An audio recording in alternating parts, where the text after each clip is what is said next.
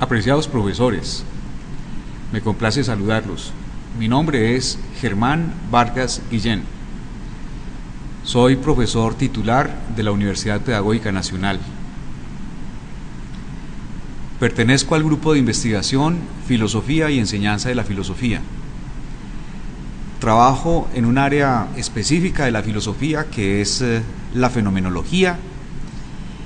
La fenomenología es una manera de pensar y de vivir que ante todo quiere reflexionar sobre la cotidianidad, sobre el mundo de la vida. Y tengo intereses por la didáctica de la filosofía desde hace muchos años, por lo menos 20 años atrás. Empecé a interesarme sobre la temática de cómo enseñar filosofía en entornos virtuales. La pregunta inicial que me motivó a trabajar en este campo fue concretamente tratar de entender cómo es posible que el discurso filosófico pueda ser comunicado a las nuevas generaciones a ciencia y conciencia de que las nuevas generaciones tienen más entrenamiento audiovisual y también icónico que el que tuvo nuestra generación. Si siempre en general el diálogo entre las generaciones adultas y las más jóvenes se ha dificultado, ahora no solamente cargamos con esa tradición de la dificultad del diálogo intergeneracional, sino que además cargamos con el hecho de que han cambiado las formas de percepción del mundo y las formas de relación con el conocimiento entre la generación, por ejemplo, a la que yo pertenezco, y las generaciones jóvenes. Entonces, en ese contexto es en el que yo quiero plantear hoy esta exposición. Esta exposición la he titulado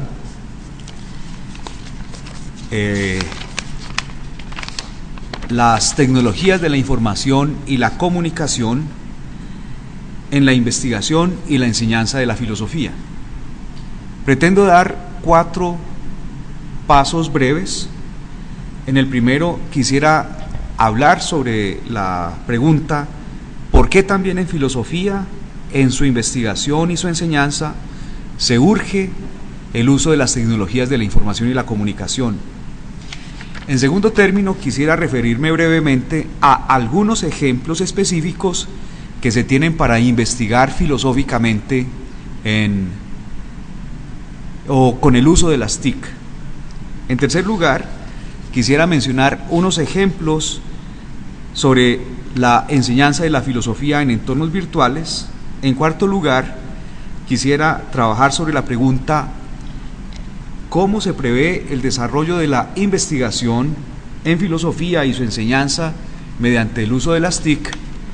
Y desearía concluir presentando como indicaciones provisionales acerca de cómo mejorar en este contexto de investigación y de enseñanza.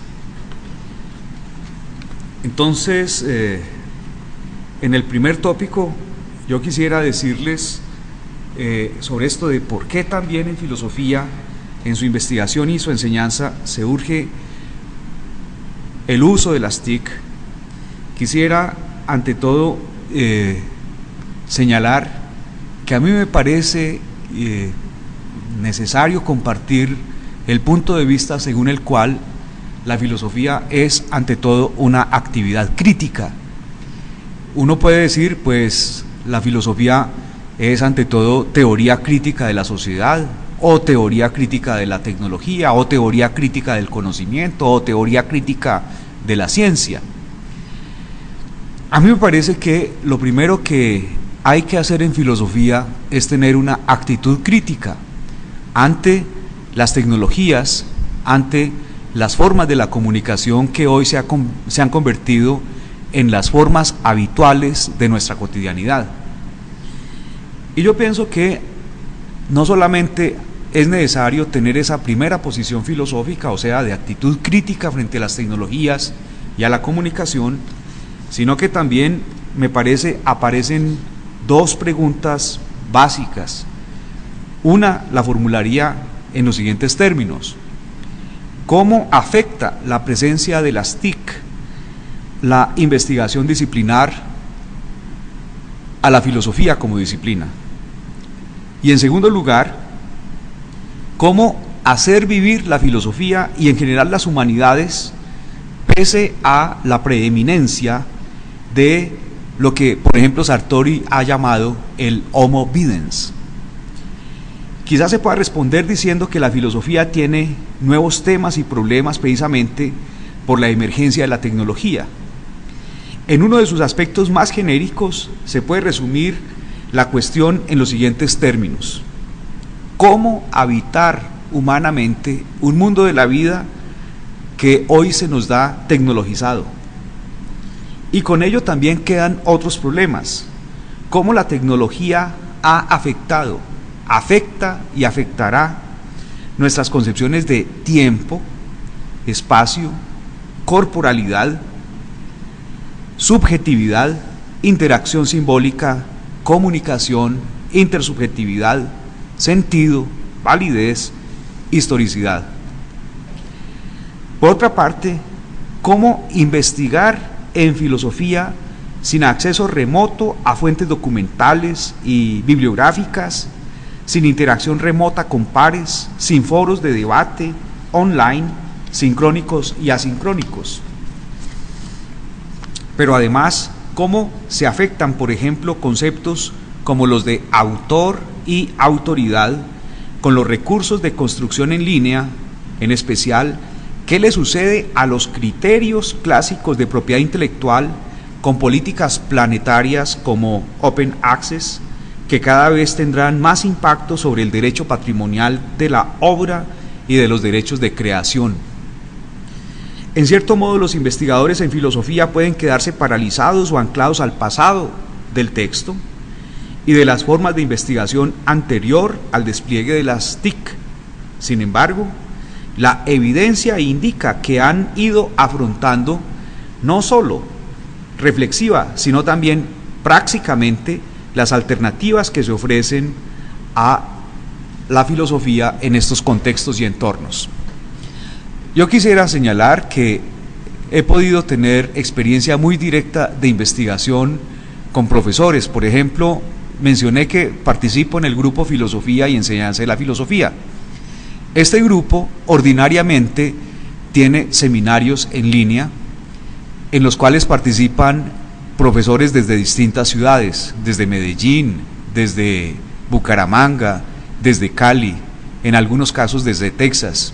Y estas experiencias nos han ido mostrando que incluso tenemos una capacidad instalada para ofrecer seminarios, para ofrecer asesoría a los estudiantes, que hoy no podemos hablar de educación presencial solo cuando se converge simultáneamente en el mismo lugar o en la misma aula, sino que la participación remota es efectivamente presencial, a pesar de que se esté en otra ciudad, a pesar de que se esté en otro contexto de trabajo o en otra institución. A mí me parece muy importante ese tipo de referencias porque estoy haciéndolas como investigador que está aquí en Colombia y que, por ejemplo, podemos hoy garantizar una maravillosa conectividad, por ejemplo, con estos algoritmos de comunicación IP, que nos permiten tener comunicación en tiempo real y grupos de trabajo cooperativos. Pero ahora quisiera empezar a tratar algunos ejemplos específicos de investigación filosófica con el uso de las TIC.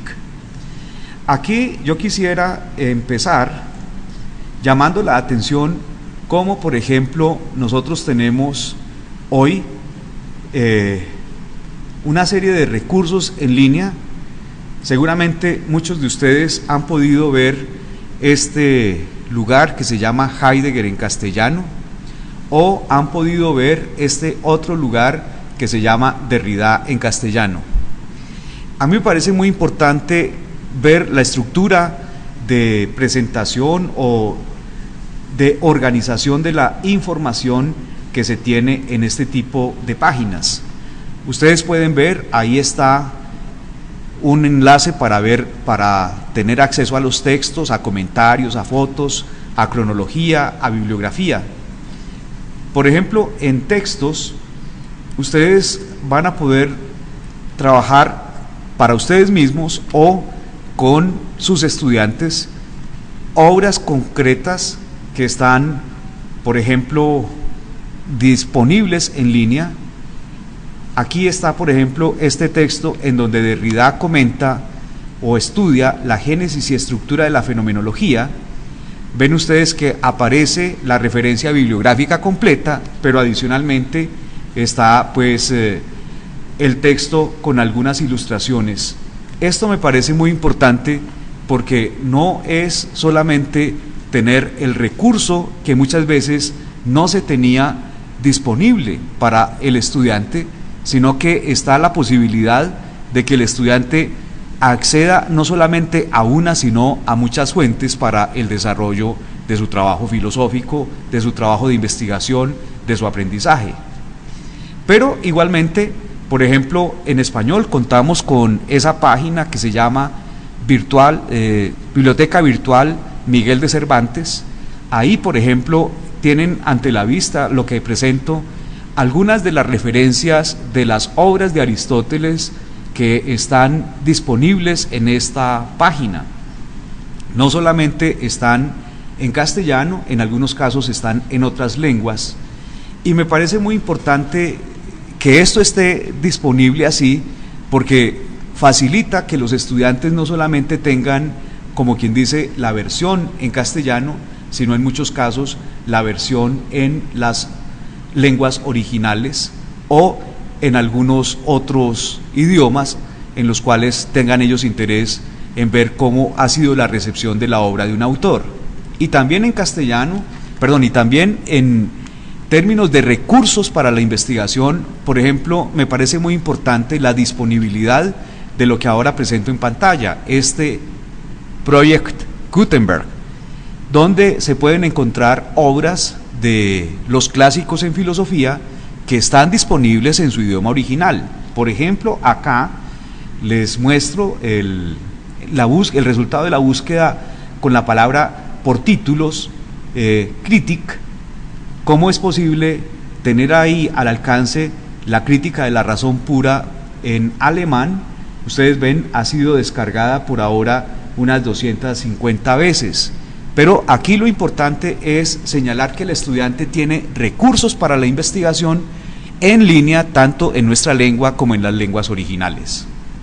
Por nuestra parte, en el grupo de investigación, hemos desarrollado esta página que se llama Ágora Virtual, que es la página del grupo de filosofía y enseñanza de la filosofía.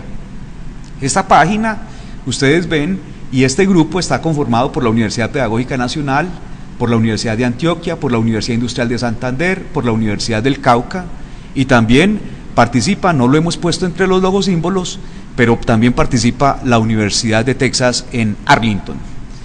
Acá concretamente me he ubicado en el enlace que se llama Biblioteca Clásicos de la Filosofía, y acá estoy propiamente en ese inicio, Biblioteca Clásicos de la Filosofía, con la búsqueda de una referencia sobre Kant.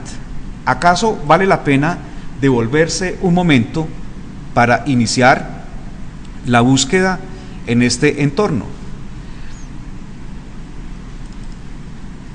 Aquí me parece tiene mucho sentido, por ejemplo, contarle a ustedes que en esa biblioteca Clásicos de Filosofía también podemos buscar, por ejemplo, la referencia Kant, y aparecen disponibles para ustedes las obras que están disponibles de Kant. A mí me parece interesante llamarle la atención que nosotros no hemos creado esa digitalización de las obras. Lo que hemos hecho nosotros es ahorrarle, por así decirlo, el trabajo al estudiante, el trabajo al investigador, en el sentido de buscar en la red de distintos autores, por ejemplo, de Agustín o de Aristóteles o, por ejemplo, de Platón o, por ejemplo, de Kant, qué referencias están disponibles en línea. Y entrando a esta biblioteca Clásicos de la Filosofía, en este entorno virtual ustedes van a encontrar, por ejemplo, si se busca Kant, que está la fundamentación de la metafísica de las costumbres, que está la paz perpetua, lo bello y lo sublime, sobre la educación, entre otras referencias. Voy a navegar hacia la fundamentación de la metafísica de las costumbres. Ahora aparece para ustedes el análisis, vamos a decir, bibliográfico. Está caracterizada la referencia, o sea, Kant, fundamentación de la metafísica de las costumbres, unas palabras claves que en algún momento vamos a definir. Por ejemplo, vamos a poner imperativo categórico, vamos a poner, por ejemplo, autonomía, vamos a poner, por ejemplo, razón, etcétera. La materia aquí es idealismo alemán, filosofía moderna, ética. Y ofrecemos la ubicación en internet a la que se puede navegar para encontrar propiamente el texto disponible en castellano. Como ahí dice, en la referencia es la traducción de Manuel García Morente. O sea, el usuario puede hacer sin venir a nuestra página directamente la búsqueda, pero lo que nosotros hemos hecho es ponerla al alcance, esas búsquedas como realizadas previamente, en cierto modo, vamos a decir, para facilitar la investigación de los profesores y de los estudiantes. Nuestra esperanza es que este tipo de trabajo sea útil para los profesores en el sentido de poder ofrecerle unos resultados que puedan cada vez, digamos, poner más cercanamente el texto filosófico al estudiante. Para nosotros es muy importante poder contar con este tipo de obras, y nosotros adicionalmente lo que pretendemos es hacer énfasis en que en nuestro entorno el usuario pueda al usuario pueda facilitársele la búsqueda, y la biblioteca virtual cada vez va a tener más herramientas. Por ejemplo, nosotros hemos venido desarrollando en el software algunas alternativas de cómo enseñar con esos productos, de explicaciones como, por ejemplo, en torno a preguntas del siguiente tenor: ¿cuál es el puesto de esa obra en el conjunto del pensamiento de un autor? ¿O cuál es el papel o la función o el puesto de un autor dentro de un periodo histórico de la filosofía? Entonces, el asunto es que tenemos esta serie de recursos, y nosotros adicionalmente pudiéramos pasar como del campo, digamos, de materiales que ya están disponibles en la red a otra serie de productos que se han desarrollado específicamente para la enseñanza de la filosofía. Por ejemplo, acá estoy compartiendo con ustedes el diccionario Husserl. El diccionario Husserl fue originalmente una empresa desarrollada por un colega mexicano, Antonio Sirión Quijano. Nosotros hemos aportado a ese proyecto la automatización. En el diccionario ustedes van a poder consultar en alemán o en castellano o español algunas de las palabras más importantes o de los conceptos más importantes del pensamiento de Husserl.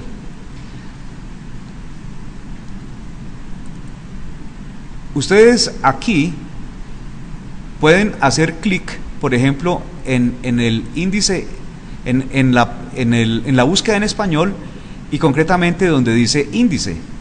Y acá, tengo que volver a validar mi nombre de usuario o mi email y mi contraseña, porque seguramente preparando esta presentación para ustedes Me adelanté a abrirlo y ya se me venció el tiempo por no haber usado. Acá, por ejemplo, en la búsqueda, puedo pedir una palabra o una expresión o un concepto que sea importante en el pensamiento de Husserl. Vamos a poner, por ejemplo, la palabra mundo. En el diccionario hay esta posibilidad, no solamente de la entrada mundo, sino de la serie de relaciones que tiene este concepto raíz con otros conceptos. Por ejemplo, mundo, mundo objetivo, pero también mundo circundante en sentido pleno, o por ejemplo, mundo aritmético, etcétera. O sea, acá hay la posibilidad de desarrollar una práctica que es bastante común en filosofía. Por ejemplo, yo quisiera llamarles la atención que muchos profesores en el mundo hacen una lexicografía o un diccionario sobre los conceptos básicos de los temas que están enseñando. Infortunadamente, en español solo contamos con ese gran diccionario que es el de José Ferrater Mora. Pero nosotros tendríamos que desarrollar todavía mucho más la lexicografía como un apoyo didáctico para nuestros estudiantes. Aquí, por ejemplo, nosotros tenemos la palabra mundo, como se dice en alemán. Aquí está explicado en qué lugar se cita esa o se usa esa expresión en una de las obras de Husserl, concretamente en Investigaciones Lógicas, en el tomo 1 de las Investigaciones Lógicas, en la versión en alemán y en la versión en castellano. Me parece muy importante llamar la atención de que este tipo de dispositivos no son solamente, digamos, auxilios en términos de la enseñanza, sino también de la investigación. O sea, no solamente hay recursos que ya están disponibles en la red, sino que hay unos recursos que estamos desarrollando específicamente para apoyar tanto la investigación como el aprendizaje de la filosofía. Y en este sentido, a mí me parece muy importante compartir con ustedes el hecho de que los algoritmos de producción de esa lexicografía ya son un dominio, en este caso de la universidad pública.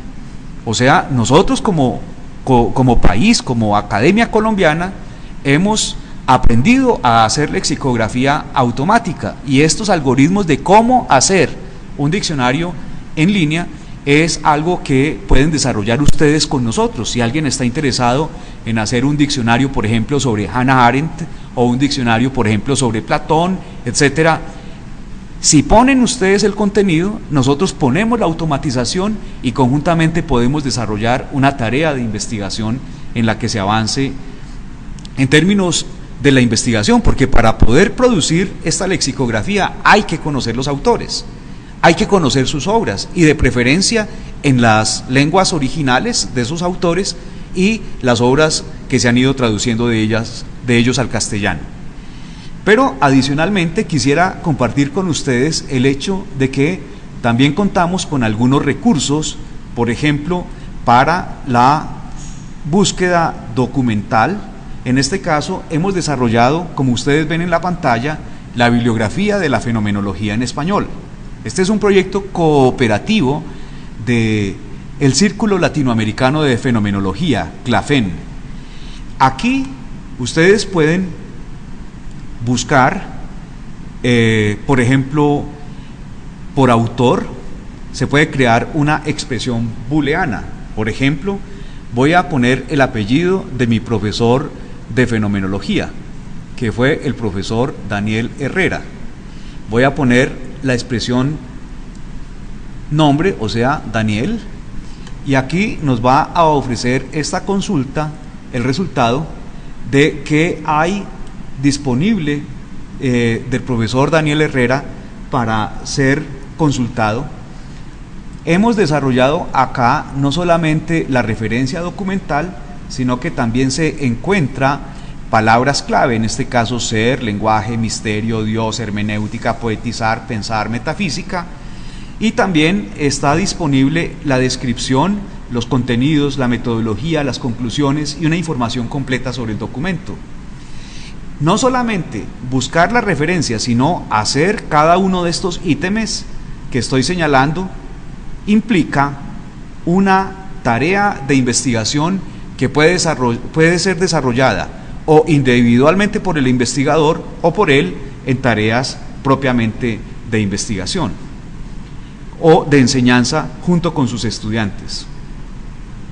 De tal manera pues que nosotros tenemos ahí ese par, digamos, de productos que ya son propiamente desarrollados en el campo de la informática educativa para la investigación específica. O sea, no solamente tenemos la posibilidad de apoyar la investigación con los recursos que ya están disponibles en la red, sino que tenemos la posibilidad de ir creando, como he mostrado, lexicografía, por ejemplo el diccionario, o bibliografías especializadas como es la de la fenomenología en español. Aquí lo importante no es que se trate de la fenomenología o del diccionario Husserl, sino de que tenemos el saber de cómo automatizar este tipo de procesos para que puedan ser transferidos a otros campos. Ya decía, por ejemplo, al estudio de Platón, al estudio de Hannah Arendt, o igualmente a la bibliografía, por ejemplo, del platonismo en español o la bibliografía de la teoría crítica en español y así sucesivamente.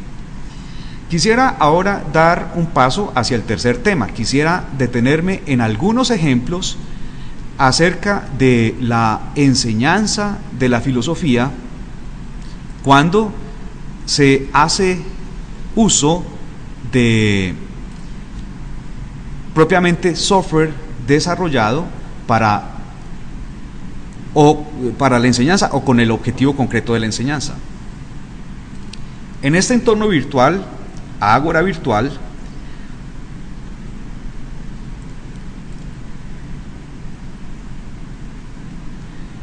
es posible trabajar propiamente en lo que ustedes ven acá, el ítem estudiantes, con el objetivo de hacer ejercicios en línea de enseñanza o de aprendizaje de algunos temas de la lógica.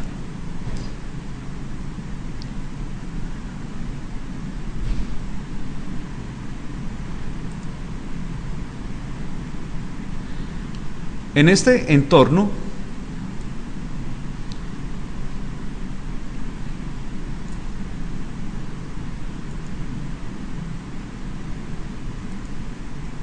no sé por qué no me está abriendo en este momento.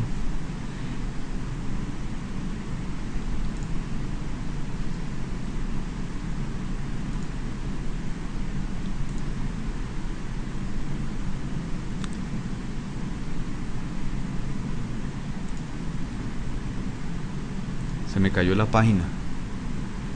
No sé. Siempre pasa con los entornos virtuales que son muy buenos mientras funcionan, pero en el momento en que se caen, por supuesto, le ocurre a uno como profesor que hasta angustia le da. Ahora ya me abrió. ¿Por qué razón? No lo puedo explicar. Pudo ser porque el servidor estaba lento o porque la red se puso lenta. En todo caso, lo que quería contarles acá es que tenemos la posibilidad de estudiar silogismos, analogías, símiles, razonamiento analógico, falacias. Voy a abrir, por ejemplo, el ítem de silogismos para hacer, como dice aquí, una práctica. Acá podemos estudiar episilogismos en varios sentidos, prosilogismos, pero yo voy a utilizar por un momento el motor de inferencia, que es, digamos, la manera clásica de construir silogismos. Por ejemplo, acá, en la premisa mayor, ya me está indicado el cuantificador, por ejemplo, todo. En este caso voy a escribir hombre es mortal Para seguir con los ejemplos, voy a decir, por ejemplo, Pedro es hombre, y acá voy a sacar una conclusión. En este caso, la conclusión es desarrollada automáticamente por el software. Ustedes ven ahí, premisa mayor, todo hombre es mortal; premisa menor, algún Pedro, que en este caso es hombre; y la conclusión, algún Pedro es mortal. Ustedes ven que el software muestra el modo, en este caso Dari, y la figura es la primera. El término medio es hombre, y en general los términos son mortal, Pedro, hombre. El estado de este silogismo es válido. Aquí lo importante es que el estudiante puede ejercitar muchas veces, cuantas veces pueda o requiera, hasta ir entendiendo las figuras, el modo, y hasta poder, digamos, tener un entrenamiento en lógica. Acá está, digamos, predado tanto los cuantificadores como la cópula. Pero es importante señalar que en este entorno se pueden hacer variaciones de tal forma que también se ofrezcan, por ejemplo, textos dentro de los cuales el estudiante pueda o deba seleccionar partes para establecer cómo está construido lógicamente. En términos también de ejercitación, no solamente decía tenemos los silogismos, quiero por ejemplo mostrar que también se pueden estudiar las falacias. Ahora en pantalla aparece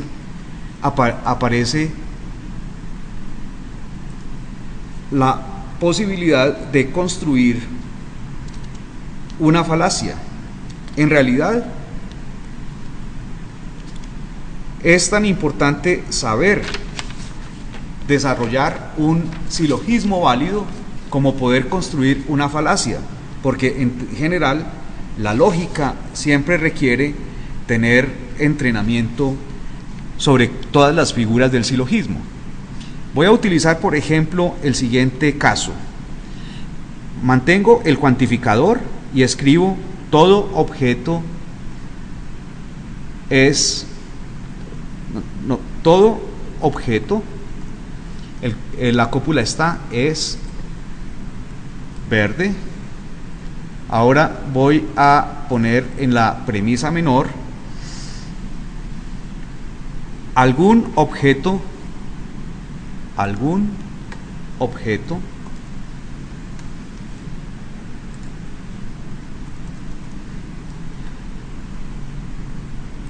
no es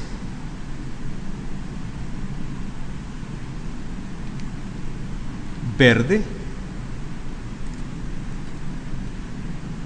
y acá voy a proponer como conclusión todo objeto es lápiz.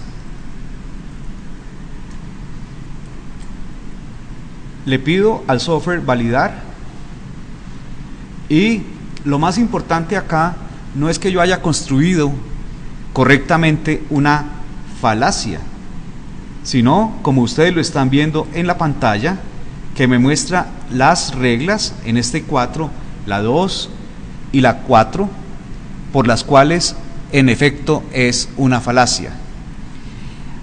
Repito, a mí me parece que lo importante de este tipo de software es el que se pueda utilizar a partir de ejemplos que son importantes para una determinada materia. Pudiéramos centrarnos en hacer silogismos, por ejemplo, en física o en matemáticas o en biología. O sea, se pueden variar los contenidos, pero como se trata de enseñar la estructura de la lógica, no tendríamos que variar las reglas, que son hasta cierto punto, digamos, hemos conocido universales. A mí me parece muy importante indicar que con este tipo de material que está disponible, ya decíamos, se pueden trabajar silogismos, analogías, símiles, razonamiento analógico, falacias.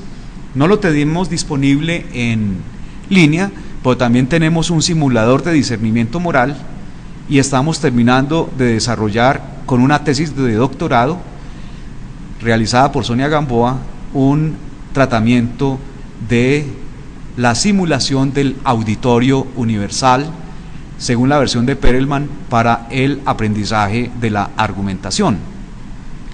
A mí me parece muy importante dar entonces, digamos, la información para ustedes de que estos son recursos que ya están en línea y que cada vez se pueden tener más. Ahora no los tenemos disponibles, pero desarrollamos durante la década del 80 software para la didáctica concretamente de las ciencias sociales en el formato de hipertextos. Por ejemplo, desarrollamos pensamiento político democrático, las organizaciones sociales en Colombia, Estado y sociedad civil, derechos humanos, ética y moral. Todos esos son hipertextos que desarrollamos en un proyecto asociado a un trabajo de escuelas de liderazgo democrático que desarrollaron conjuntamente la Universidad Pedagógica Nacional y la Corporación Viva la Ciudadanía. Eso está disponible para los usuarios en la Universidad Pedagógica Nacional. Pero ante todo, la experiencia de esa década del 80 haciendo este tipo de procesos nos llevó a comprender que sí es muy importante tener hipertextos, pero que los hipertextos no logran más que motivar a la audiencia y es necesario dar un siguiente paso hacia entender los procesos de, digamos, pensamiento filosófico, las posibilidades de representarlo computacionalmente en primer lugar y en segundo lugar desarrollar interfaces para que didáctica y pedagógicamente los usuarios puedan entrar en relación más que con contenidos, con actividades de pensamiento filosófico. Eso es, digamos, una información que me parece relevante porque estas son cosas que se han desarrollado como trabajo de la universidad pública, es decir, que los resultados son de la ciudadanía y ustedes, profesores, están invitados a coparticipar con nosotros y nosotros tenemos como universidad pública la obligación de acompañarlos en la adaptación, transformación, mejora, desarrollo de nuevos productos con base en este tipo de propuestas. Quisiera dar un siguiente paso, dos cortos pasos relacionados pues con la exposición que había propuesto desde el comienzo. Quisiera hablar brevemente acerca de cómo se prevé el desarrollo de la investigación en filosofía y su enseñanza mediante el uso de las TIC. Esencialmente, vamos a requerir de estudiantes y profesores de filosofía que tengan una posición política en la que se rijan por el principio de la democratización del acceso a la información, que reconozcan las limitaciones que trajo consigo la hegemonía discursiva para la construcción de sociedades democráticas y que vean en las TIC entornos para desarrollar una mentalidad crítica que conduzca a una ciudadanía participante y deliberativa. Quizá una de las limitaciones con las que cuenta el trabajo en entornos virtuales es que induce fácilmente al efecto de perderse en el hiperespacio.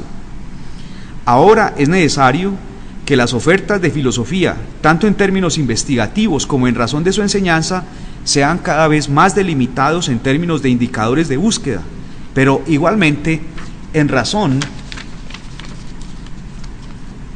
de la oferta que se hace a los usuarios, temáticas precisas de filosofía política, por ejemplo, de ética, de lógica, de epistemología.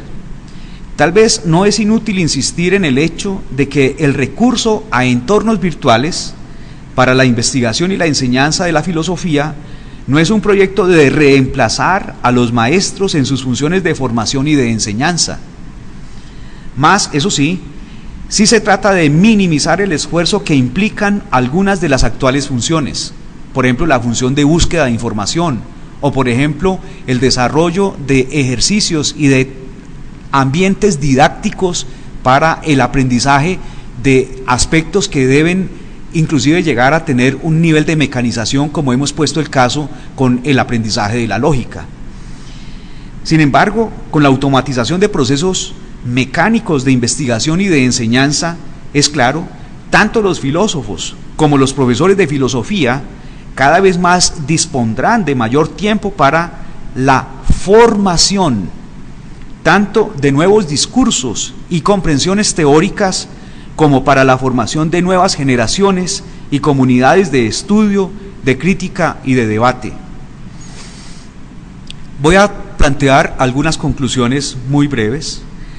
Me parece que actualmente todavía no hemos logrado crear una masa crítica de profesores y de estudiantes en torno de estas alternativas de investigación y de enseñanza, quizá debido a que contamos todavía con ejemplos muy parciales y experiencias muy reducidas.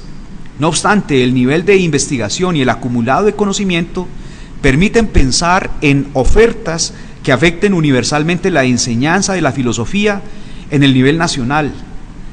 Hay que señalar como un vacío ostensible el poco conocimiento que tenemos sobre cómo desarrollar una enseñanza filosófica desde los primeros grados para los niños, con recurso a los entornos virtuales, y que pueda progresivamente ir transformándose de enseñanza filosófica en enseñanza de la filosofía, de enseñanza filosófica en los primeros grados hacia enseñanza de la filosofía hacia el final de la educación media y el trabajo ya propiamente universitario, en pregrado, en posgrado.